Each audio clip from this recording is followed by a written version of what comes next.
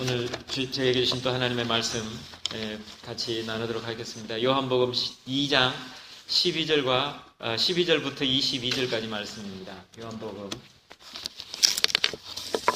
2장 12절로 22절까지 말씀 한 절씩 우리 교독하겠습니다. 앞에 성경이 있습니다. 제가 한 절 읽고 한 절씩 돌아가면서 읽도록 하겠습니다. 우리가 읽는 성경은 세번역이라는 성경책입니다. 이 일이 있은 뒤에 예수께서는 그의 어머니와 형제들과 제자들과 함께 가버나움에 내려가셔서 거기에 며칠 동안 머물러 계셨다.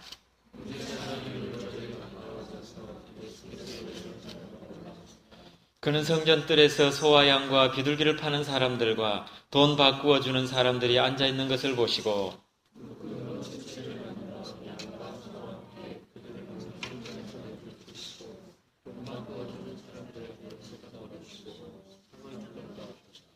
비둘기 파는 사람들에게는 이것을 걷어치워라, 내 아버지의 집을 장사하는 집으로 만들지 말아라 하고 말씀하셨다.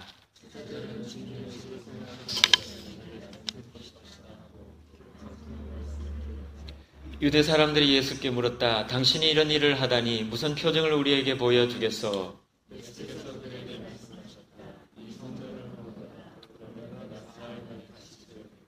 그러자 유대 사람들이 말하였다. 이 성전을 짓는 데는 46해나 걸렸는데 이것을 사흘 만에 세우겠다고요? 함께요.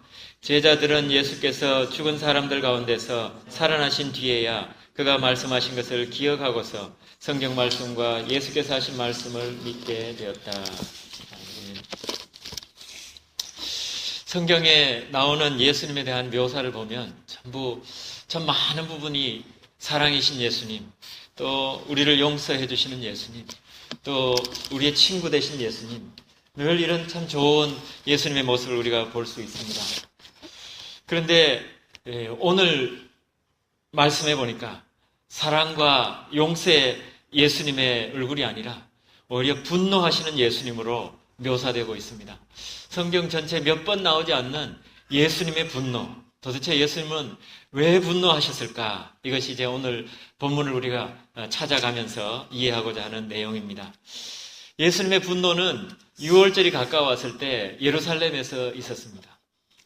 유월절은 우리가 아는 대로 우리나라로 하면 광복절과 같은 그런 이스라엘의 절기입니다. 우리나라가 1945년 8월 15일에 독립되어서 일본으로부터 이제 해방되어서 독립국가가 된 것처럼 이스라엘이 그때 예수님 당시 그때부터 1500여 년 전에 이스라엘이 이집트로부터 이제 독립해서 해방되어서 나온 것을 기념한 것이 바로 유월절입니다. 날짜로는 1월 14일이라고 그래요. 근데 그 1월이 유대 달력이기 때문에 오늘날로 하면 아마 4, 5월 정도 될 것이다. 그렇게 말하고 있습니다. 이때는 예루살렘 사람들이 많이 모입니다. 그러니까 예루살렘의 사람들이 당시에 한 10만 명 정도가 예루살렘 도시에 살고 있었다고 그럽니다. 그런데 이때 이제 유월절을 지키기 위해서 예루살렘의 주변에 흩어져 있던 세계 곳곳에 흩어졌던 유대인들, 디아스포라고 하죠. 디아스포라 사람들이 모였는데 이 명절을 지키기 위해서, 이 유월절을 지키기 위해서 모였는데 한 20만 명이 모인다고 합니다. 평소에는 한 10만 명이 예루살렘에 살다가 한 20만 명이 모이는 거예요. 20만 명이 모이니까 예루살렘 도시가 아주 시끌벅적하죠. 그 여관이라는 여관은 다 차고 또 사람들은 민박에 가서 또 잠을 자기도 하고 또 텐트를 치기도 하고 그렇게 합니다. 그때 예수님께서도 예루살렘에 가셨습니다. 예루살렘에 가셨고 또 예루살렘에서 성전에 가서 성전에서 사람들을 봤습니다. 성전에서 벌어지는 것을 보고 예수님은 분노하셨던 것입니다. 성전에서는 이 짐승들을 파고 사는 그런 사람들이 있었습니다. 그리고 돈을 바꿔주는 그런 일도 행했던 것을 알 수가 있습니다. 그리고 성전에서 성전세라는 것을 내었습니다. 이스라엘 사람들 19세 이상 이스라엘 사람들은 전부 1년에 한 번씩 성전세를 냈었습니다. 성전세가 뭐냐 하면 예, 성전에 이제 1년에 한 번씩 와서 또 하나님 앞에 드리는 그 성전세인데 어느 1년에 한 차례 정도 내는 세금입니다. 그러니까 그것이 어느 정도 되나 보니까 반 세겔 정도 된다고 그래요. 반 세겔. 그게 요즘 뭐 어떻게 어느 정도 되는 돈인지는 모르지만 노동자의 이틀치 품삯이라고 이렇게 말하고 있습니다. 그러니까 그때 가난했던 데니까 오늘날로 하면 뭐 100불도 안 되는 아마 그런 돈인 것 같습니다. 그런 돈을 이제 성전세로 내고 또 제사드리기 위해 짐승도 구입하고 또 돈을 바꾸어주고 이런 일들이 성전에 있었던 것입니다. 돈을 바꿔야 하는 이유는 당시에 그 화폐는 로마 화폐입니다. 로마 화폐 그 동전에는 로마 황제 시저의 얼굴이 있었기 때문에 그것을 성전에 바치지는 않습니다. 이스라엘은 대체적으로, 역사적으로 이스라엘은 그 우상을 섬기지 말고 사람의 모양을 그리지 말고 그 이스라엘의 문화는 어떤 그 우상을 남기고 그림을 남기는 문화가 아니죠. 그림을 남기는 문화는 그리스 문화, 헬라 문화가 그런 걸 남기죠. 근데 이스라엘은 그런 문화가 없습니다. 그러니까 황제의 얼굴을 성전에 바칠 수 없는 겁니다. 그래서 세겔이라는 화폐를 바꾸어서 내야 됐기 때문에 또 성전에서 돈을 환전하는 그런 일까지 있게 되었습니다. 제사 드리려면 짐승을 사야 되고 또 세금을 내려면 돈을 바꿔야 되고 이런 일을 가지고 예수님 왜 분노를 하셨을까? 이것이 이제 우리의 질문입니다. 왜 예수님 분노하셨을까? 두 가지 오늘 말씀에서 찾을 수가 있습니다. 두 가지 예수님의 분노의 이유. 예수님께서 그렇게 사랑이신 예수님께서 용서하신 예수님께서 분노하셔서 막 채찍을 들고 그 비둘기 파는 사람들 내어쫓고 동전 그 파는 사람들 그 동전을 비엎고 그런 일들을 하셨는가? 첫 번째 이유는 이제 14절에 나와 있는 건데 14절에 보니까 이 사건이 어디에서 벌어졌는가 하면 성전 뜰에서 벌어졌다라고 말하고 있습니다. 유대인들이 이방인들이 모이는 성전 뜰, 그러니까 성전 뜰은 이방인의 뜰을 말하고 있습니다. 이스라엘의 성전에 가장 중요한 곳, 가장 그 안쪽에 있는 곳이 지성소라고 그럽니다. 지성소, 가장 안쪽에 있는 지성소. 그곳에는 이제 언약궤가 있고 대제사장이 1년에 한 번 들어가서 예배 드리는 그 지성소가 있고 지성소와 붙어 있는 곳이 이제 성소입니다. 안쪽에 지성소가 있고 붙어 있는 곳이 이제 성소라는 곳이 있는데 성소에는 진설병, 촛대, 금향단 이런 것들을 통해서 이제 제사장이 들어가서 이제 제사의 업무를 준비하는 그런 일을 하는 곳이 바로 성소입니다. 그것이 이제 성소고 성소와 붙어 있는 곳이 이제 이스라엘의 뜰이라고 그래서 이스라엘 사람들 가운데 남자들만 들어갈 수 있는 그 뜰이 있어요. 그게 이스라엘의 뜰인데 그 이스라엘 뜰 또 조금 바깥에는 여인의 뜰이라는 곳이 있습니다. 여인의 뜰은 여자들만 또 들어갈 수 있는 곳이에요. 여인들에 들어갈 수 있는 것이 여인의 뜰이고 여인의 뜰 바깥에 그 성전의 가장 바깥에 있는 그러나 성전 아니죠. 성전 바깥에 있는 그 뜰을 이방인의 뜰이라고 합니다. 이방인들이 비록 그 하나님을 잘 모르지만 하나님을 믿으려고 하는 이방인들이 와서 그곳에서 경배하고 그곳에서 기도하고 그러는 곳입니다. 그러니까 이방인들이 예배하는 처소가 바로 이방인의 뜰이라는 그곳인데 그곳에서 어떤 일들이 벌어지는가 하면 짐승을 팔고 돈을 바꿔주고 장사를 하고 그러니까 이방인들이 그곳에 들어올 수가 없는 거죠. 그곳에 예배할 처소를 잃어버린 겁니다. 이것을 보고 예수님께서 분노를 하셨습니다. 첫 번째는 예수님은 유대인이 아니면서도 하나님을 믿으려는 사람들, 하나님을 찾고 또 하나님 앞에 기도하는 사람, 그 사람들에게도 장소가 필요하고 그 사람들에게도 열려있는 공간이 필요합니다. 그 사람들을 위해서도 예수님께서 십자가에 돌아가셨고 예수님께서 부활하셔서 40일 동안 이 땅에 계시다가 마지막 승천하실 때 유언을 남겼죠. 뭡니까? 모든 족속으로 제자를 삼아 아버지와 아들과 성령의 이름으로 세례를 주라. 예수님은 마지막에 유언으로 모든 민족으로 제자를 삼고 또 세례를 주고 그런 것을 유언으로 남기셨습니다. 그러니까 이방인들도 주님 앞에 돌아와야 하고 이방인들도 복음을 들을 기회가 있어야 되고 그들에게도 하나님을 예배하는 곳이 있어야 되는데 그곳을 그냥 장사하는 그 시장터로 만들어버리니까 예수님께서 분노하셨습니다. 예수님이 유대인들이 이방인들이 기도드리고 예배드리는 그곳에 와서 짐승을 팔고 장사하고 돈 바꿔주는 그런 일을 하는 것을 보고 예수님께서 분노하셨습니다. 하나님의 사랑은 낮은 곳에 임하는 사랑인 것 같습니다. 하나님은 99마리 양을 두고 잃어버린 한 마리 양을 찾아가는 그 사랑이 바로 하나님의 사랑입니다. 하나님은 영적으로 어린 사람들, 아직 하나님을 몰라서 방황하는 사람들, 그 사람들이 주님 앞에 돌아오기를 그렇게 원하고 계세요. 그렇게 원하고 계시고 또 그들의 친구가 되시고 그들과 함께 하시고 예수님도 동일했죠. 예수님도 세리와 죄인들의 친구라. 예수님도 세리와 죄인들, 거룩한 제사장과 거룩한 서기관과 그 사람들만 친구가 아니라 그 사람들도 친구고 그 사람들도 하나님 만나면 같이 또 예배할 수 있지만 그러나 더 안타까워하고 더 예수님께서 열어놓은 사람들은 세리와 죄인들의 친구라. 그들을 무시하면 안 됩니다. 그들을 역시 주님 앞으로 인도해야 하는 것입니다. 오늘날 교회들이 보면 참 많은 프로그램들이 있고 시스템이 있습니다. 그런데 이런 것들이 믿지 않는 자들, 믿으려고 하는 사람들, 정말 그 사람들에게 많은 프로그램들을 해야 되고 또 관심을 가져야 됩니다. 그런데 오늘날 교회들은 그렇지 못합니다. 대부분의 교회들이 믿는 사람들을 위한 프로그램을 합니다. 대부분의 교회들이 제가 기억하기로 95%, 98%까지 대부분은 믿는 사람들이 모여서 믿는 사람들을 위한 그 프로그램과 그 시스템을 가지고 있습니다. 요즘 대한민국의 기독교 인구가 얼마나 될까요? 계속해서 기독교 이미지가 안 좋으면서 인구가 줄어드는 것 같아요. 제가 한 통계를 보니까 600만 밖에 안 된다고 그래요. 이게 참 너무 놀라운 사실인데 우리가 한때 1200만까지 되었던 기독교 인구 25%, 우리나라 인구 25%가 기독교인이라고 그랬는데 600만 밖에 안 된다는 것은 우리나라 인구가 5천만인데 5천만으로 따지면 12%밖에 안 됩니다. 12%밖에 안 되는데 정말 이렇게 기독교가 자꾸 줄어들어가고 있습니다. 그런데 대부분의 교회가 이 12%를 위해서 모든 것을 투자합니다.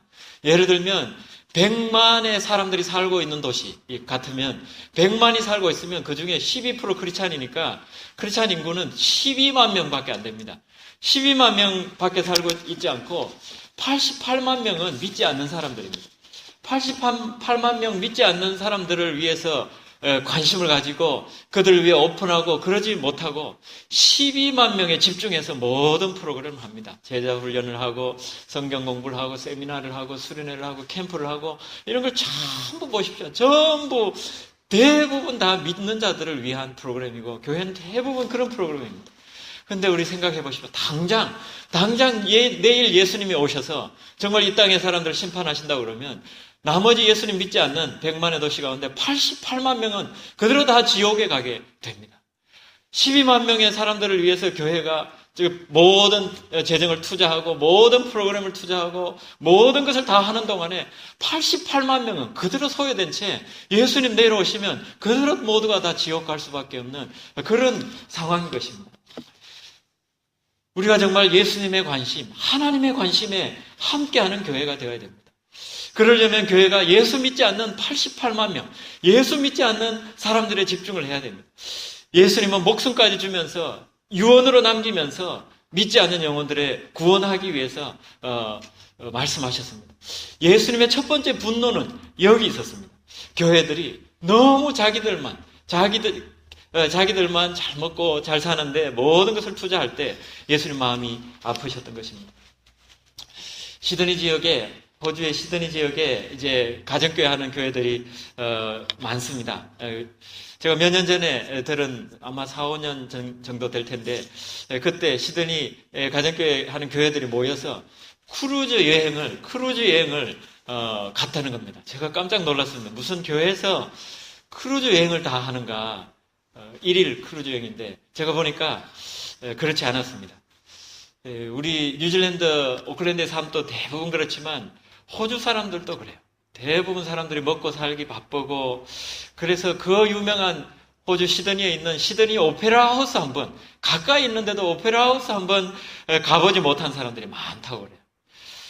이제 그런 사람들이 많은데, 이제 그 가정교회 하는 교회들이 이 VIP라고 그래서 믿지 않는 사람들을 Very Important Person이라고 해서 VIP로 정하고 그들과 늘 이렇게 교제하고 그러다가 또 그들과 또 함께하고 그들을 돕고 그러다가 이제 이 날을 정해서 크루즈 하루를 빌리는 거예요. 배를 빌리는데 배 전체를 빌렸습니다. 그래서 시드니 그 주변을 관광을 하는데 하루를 빌린다고 합니다. 하루 종일 하는데 어떻게 하는가 하면 남자들은 정장을 입고 나비 넥타이를 달고 여자들은 또 드레스를 입고 또 목사님하고 목자들은 코믹한 복장, 뭐 피에로 복장, 코믹한 복장을 입고 와야 되고 또 그날 초대된 믿지 않는 사람들 VIP들은 이 왕자 공주로 대접을 해준다고 그럽니다.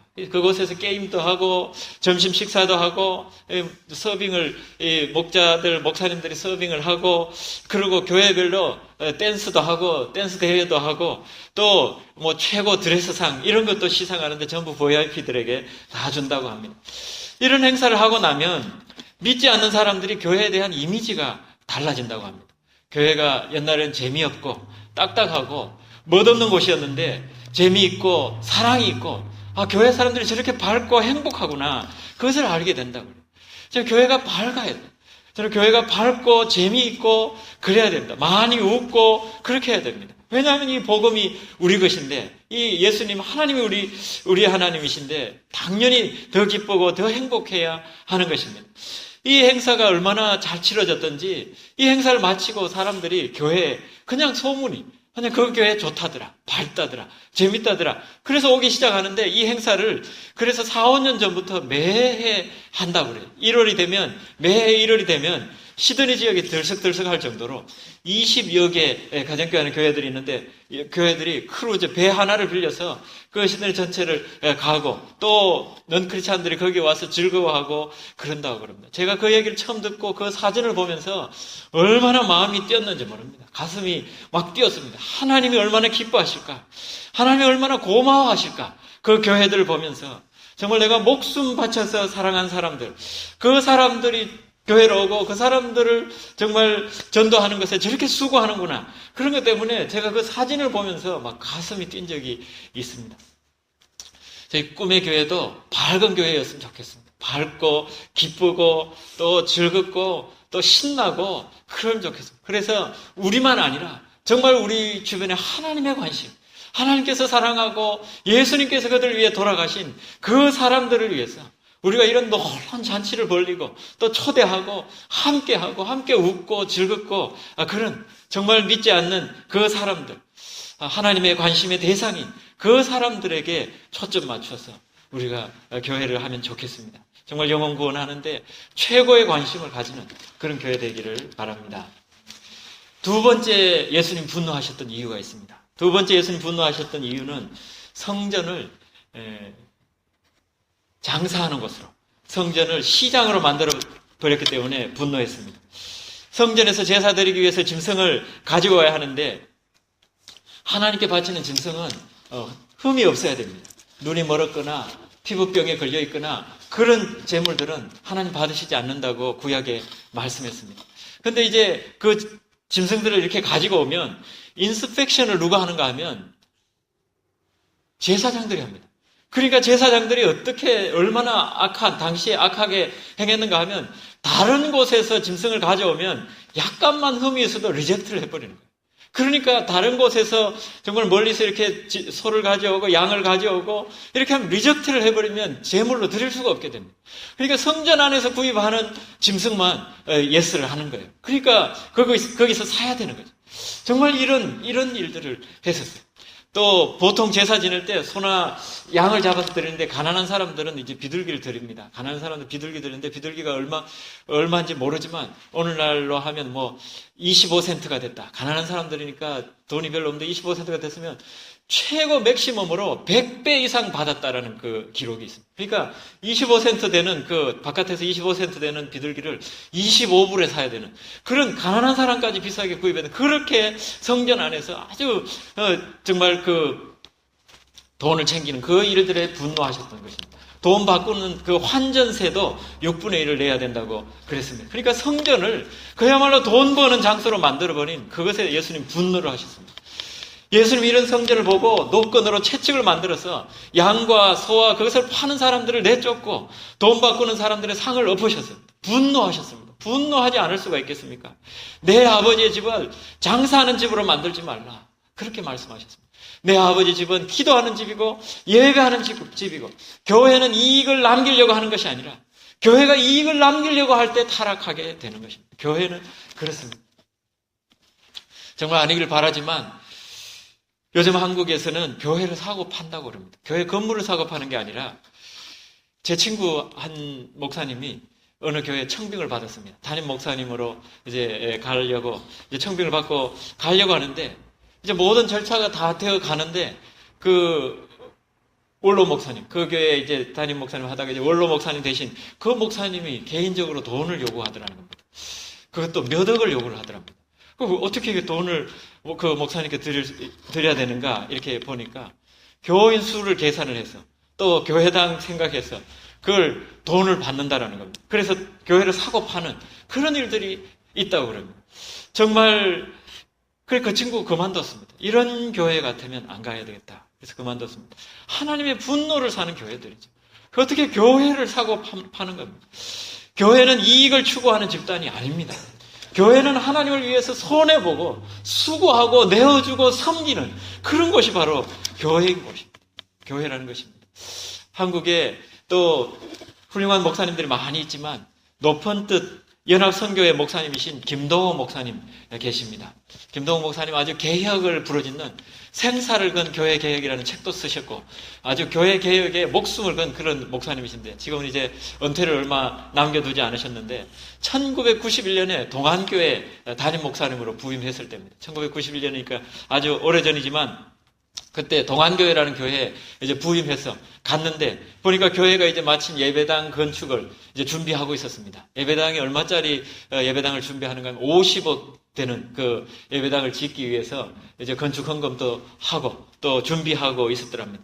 가서 이제 첫째 주에 한 설교가 이런 거였다고 합니다. 교회가 50억짜리 예배당을 지으려면 적어도 11조 5억 정도는 개척교회 헌금을 하고 지읍시다. 이게 제한이 있다고 합니다. 반대도 많았죠. 반대도 많고 이제 그때 모아놓은 돈이 건축원금에서 첫 번째 모아놓은 돈이 한 6억 정도 된다고 그랬습니다. 그런데 그럼에도 불구하고 계속해서 기도하고 또 우리가 정말 우리 교회 짓는데 또 우리 땅 사고 짓는데 50억이 든다면 정말 가난하고 그런 교회들 돕는데 5억 정도는 10분의 1은 내야 되지 않는가. 그 설득하고 원성도들이 같이 해서 모아놓았던 6억을 개척교회 자금으로 다 먼저 보냈습니다. 자기 교회 짓는 건 먼저가 아니라 다른데 먼저 개척교회 하는데 6억을 다 보내고 나중에 교회 지었습니다. 쉬운 일이 아니죠. 저도 교회 지어보니까 이게 쉬운 일이 아닙니다. 우리가 건축헌금을 했는데 모아뒀는데 그 건축헌금을 개척교회에 먼저 보낸다. 이건 참 어려운 결단입니다. 놀라운 결단이고 참 이 성도들도 동의하기 쉽지 않고 이거 어떤 당회에서 참 쉽지 않는 그런 일입니다. 그러나 이 일을 했을 때 하나님이 더 복을 주시는 것을 나중에 알 수가 있는데 제가 이 사건을 생각하면서 무엇을 생각할 수 있는가 하면 첫째는 교회는 무슨 일을 먼저 해야 되는가 항상 생각해야 됩니다. 무슨 일을 먼저 해야 되는가? 교회는 무슨 일이 더 중요한가? 또 어떻게 해야 되는가? 이 두 가지를 늘 생각해야 되는데 첫 번째는 교회는 하나님의 필요에 먼저 관심을 가져야 됩니다. 하나님이 지금 무엇을 필요로 하실까? 또 그리고 이제 그 필요에 결단하고 할 때 하나님이 도와주시리라는 그 믿음이 있어야 됩니다. 그 믿음을 가지고 해야 됩니다. 교회는 머리로 하는 게 아니고 이성으로 하는 게 아니고 계산으로 하는 게 아닙니다. 놀랍게도 이 동안교회가 이후에 하나님 축복하셔서 100억 되는 건물을 지었어요. 100억 되는 그 교회당을 지었습니다. 그러니까 교인도 4배나 늘어나게 됐답니다. 그러니까 먼저 개척교회 하는데 모아놓았던 돈을 6억을 다 개척교회 하는데 보내고 아무것도 돈이 없는데도 하나님께서 오히려 그걸 보시고 그 결단을 보시고 그 믿음을 보시고 하나님께서 역사하셔서 축복해 주셨던 것입니다. 하나님의 필요가 무엇인지 보고 헌신하고 먼저 내어드렸을 때 또 믿음으로 결단하고 했을 때 교회가 복을 받았던 것을 볼 수 있습니다. 참 우리 꿈의 교회도 그런 교회 되기를 원합니다. 교회를 저도 사역을 해보니까 교회는 늘 재정이 부족해요. 늘 재정이 부족합니다. 개척교회 때는 교회 렌트비 내고 또 목사님 사례 내고 여러 가지가 참 어렵습니다. 또 그렇다고 해서 교회가 좀 성장하면 재정이 부족하지 않는가? 아닙니다. 교회가 성장하면 또 어느 정도 모이면 이제 교회 건축해야죠. 교회 건축한다고 건축원금 하면 또 교회 지으면 모계지 내고 모계지 이자 내고 늘 교회는 재정이 부족한 것입니다. 그러다 보니까 정말 교회가 해야 할 일을 못하는 거예요. 제가 보니까 그래요. 근데 교회가 정말 하나님이 기뻐하시는 일을 먼저 하겠다고 하면 하나님이 부어주십니다. 이것을 우리 처음 교회를 시작하면서 우리 좀 신앙 고백으로 가지면 좋겠습니다. 교회가 먼저 하나님이 기뻐하시는 일이 무엇인지 알고 그 일을 먼저 하는 겁니다. 오병이어때 그 작은 아이가 자기가 먹을 도시락 전체를 내어놓았던 것처럼 그렇게 교회가 하나님의 필요를 위해서 내어놓을 때 수고하고 희생할 때 하나님께서 그것 받으시고 5,000명을 먹이시는 역사를 일으키시는 것이 교회입니다. 저도 선교를 참 많이 단기 선교를 많이 다녀봤는데 선교도 돈이 있어서 하는 게 아닙니다. 돈을 가지고 돈이 많이 있어서 선교하는 교회 드뭅니다. 선교는 믿음으로 하는 겁니다. 돈이 없지만 돈이 계산으로 하면 안 나와요. 그런데 분명히 믿음으로 하나님의 필요가 어디 있을까? 우리 교회가 무엇을 해야 될까? 그렇게 생각하면 하나님께서 채워주세요. 또 전도도 마찬가지입니다. 전도도 우리가 가만히 앉아 있는 게 아닙니다. 전도도 투자하고 또 찾아가고 정성을 다하고 또 그렇게 할 때 하나님께서 부어주시는 겁니다. 교회 재정은 어느 선교사님 그런 얘기를 했습니다. 교회 재정은 우물과 같아 그랬습니다. 재정이 우물과 같아라는 말이 뭔가 하면 이 우물물은 계속해서 퍼낼 때 더 맑은 물이 나오고 더 또 아주 좋은 물들이 나오는데 퍼내지 않으면 그냥 고여서 썩어버리게 되죠. 물을 퍼지 않으면 썩어버리게 되는 것처럼 교회는 하나님의 필요가 어디에 있는가 그것을 보고 과감하게 우리가 좀 허리띠를 졸라매고 과감하게 투자하고 또 하나님 위해서 바치고 하나님 위해서 섬기고 그런 겁니다. 따지고 또 생각하고 그러면 답이 안 나와요. 정말 그렇습니다. 우리가 믿음으로 앞으로 우리 교회가 운영되면 좋겠습니다.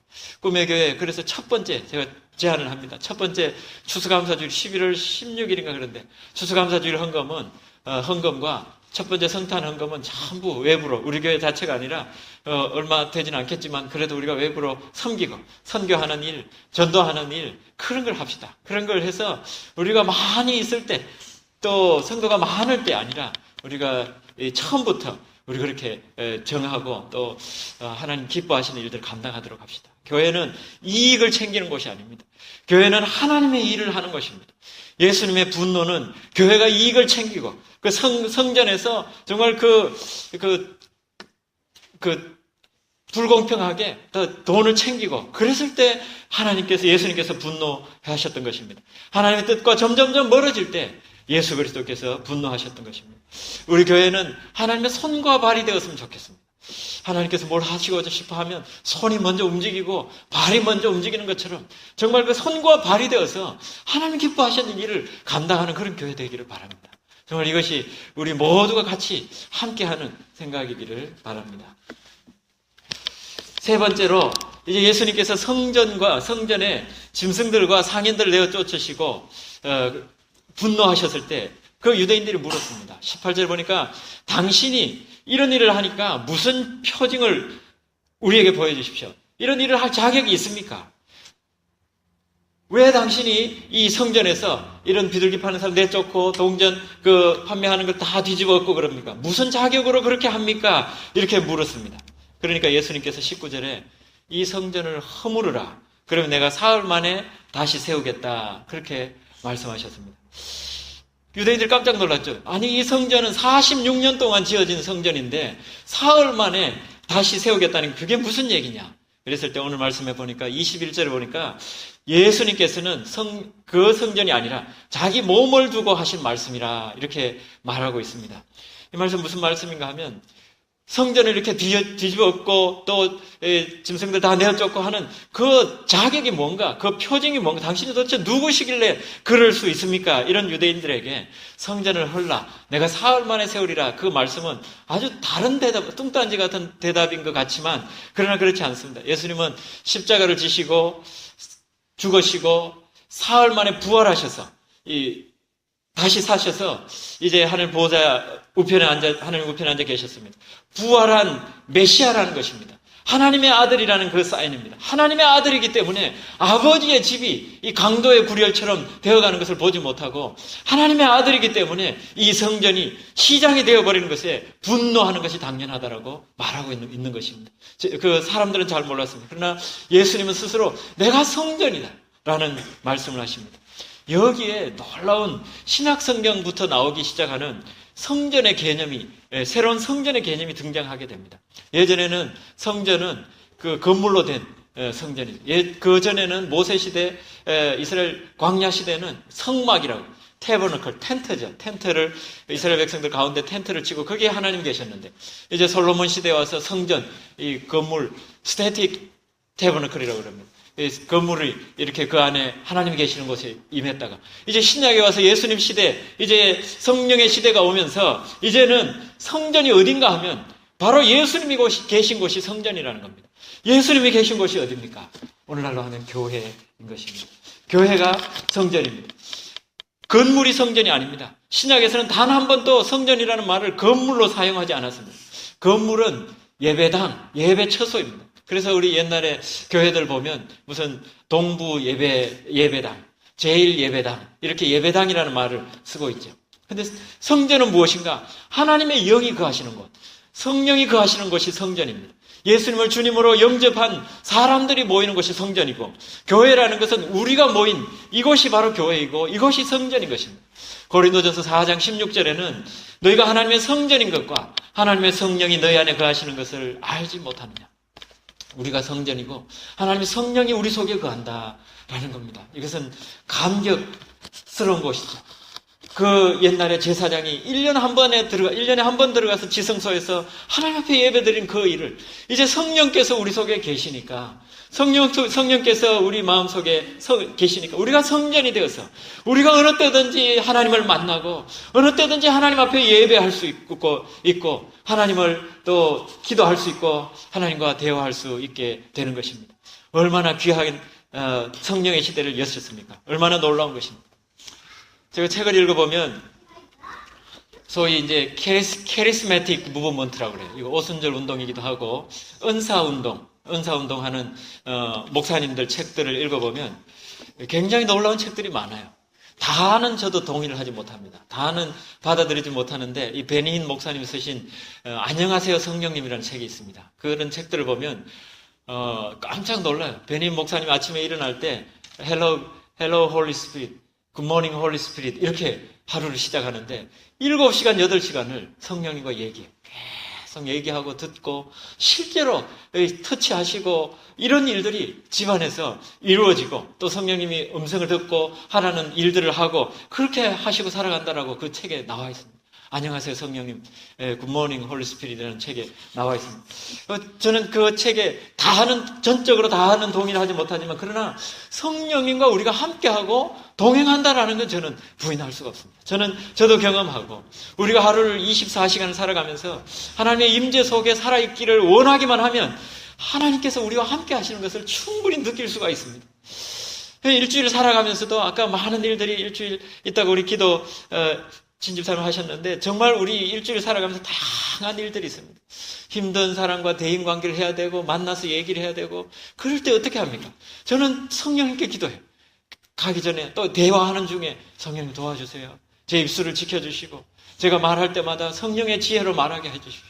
성령께서 저도 생각하지 못한 말이 생각나게 하고 또 말씀하게 하고 마음이 또 그 말들로 하나 되게 하고 그렇게 하는 것을 너무 많이 경험합니다. 또 어떤 때는 갑자기 이유도 없이 어떤 한 가지 작은 일들인데 마음이 무거울 때가 있습니다. 마음이 무겁고 또 불안하고 왜 이렇지? 또 왜 이렇게 또 기분이 안 좋고 이럴 때가 있습니다. 그때도 또 기도합니다. 하나님 평안을 주십시오. 하나님 내 속에 평안, 성령님 내 속에 평안함을 주십시오. 계속해서 기도하는데 하나님께서 어느 순간에 그것 자체가 걱정 근심 자체가 잊어버리게, 걱정 근심을 언제 하나님께서 가져갔는지도 모르게, 우리가 그것을 맡기고 기도할 때 성령이 역사하십니다. 성령께서 우리와 함께 하시고, 우리가 성령의 전이기 때문에 그렇습니다. 우리가 성전이기 때문에 그렇습니다. 때때로 우리를 위로해 주시고, 때때로 우리 기도에 응답해 주시고, 우리를 피할 길을 내시고, 우리를 인도해 주시는 분이 바로 성령님이십니다.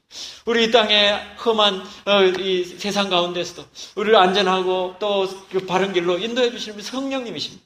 성령님과 동행하는 삶. 그래서 축도할 때 마지막에 성령의 교통하심 이 있기를 원한다, 그렇게 얘기하죠. 성령님과 교통하기를 원한다라는 거죠. 일주일 살아가면서 우리가 성령님과 늘 교통해야 됩니다. 우리가 하나님 앞에 좀 더 깨끗하게 살려고 하고 바르게 살려고 하고, 그럴 때 성령께서 아세요. 그리고 우리의 기도를 들으시고 우리의 마음을 아셔서 우리 가운데 역사하십니다. 왜냐하면 우리가 성전이기 때문에 그렇습니다. 성령께서 우리와 함께 거하시기 때문에 그렇습니다. 우리가 성령이기 때문에 또한 성령이 우리 속에 거하시기를 원하십니다. 더 충만하게 거하시기를 원합니다. 에베소서 5장 18절에 보면 성령 충만을 받으라. 성령 충만을 받으라. 더 성령 충만함, 더 성령께서 우리를 홀딩하고, 더 성령께서 가득 우리 속에 거하시기를 원하시는 겁니다. 예수님이 성전 정화 작업을 하신 것처럼 우리 속에 깨끗하지 못한 것들을 우리가 씻어내야 됩니다. 성령께서 도와주십니다. 우리가 때때로 남의 말 하기를 좋아하는 습관들이 있죠. 남의 말 하기를 저도 어느 순간에 막 이렇게 사랑있게 얘기를 하지 말아야 되겠다. 하나님 기뻐하지 않는다. 그 마음을 성령께서 가르쳐 주세요. 이렇게 그렇구나. 그냥 축복하고 기도해야 되겠다. 또 우리 속에 분노가 있는 사람들이 있어요. 성령님께서 어느 순간에 내려놔라, 그렇게 얘기합니다. 분노가 있는 사람들은 사람들과 자주 많이 부딪혀요. 부딪힐 때마다 성령께서 마음을 터치하시죠. 그래, 너가 온유한 마음을 가지라. 성령께 내어놓아라. 그 분을 하나님께 올려드리라. 오히려 그렇게 얘기하시는, 늘 성령께서 우리에게 말씀하세요. 또 교만한 사람들 실패를 자주 해요. 실패를 통해서 성령께서 말씀하십니다. 실패를 통해서 겸손하게 만드십니다. 왜냐하면 교만한 사람은 하나님께서 대적하신다고 그랬거든요.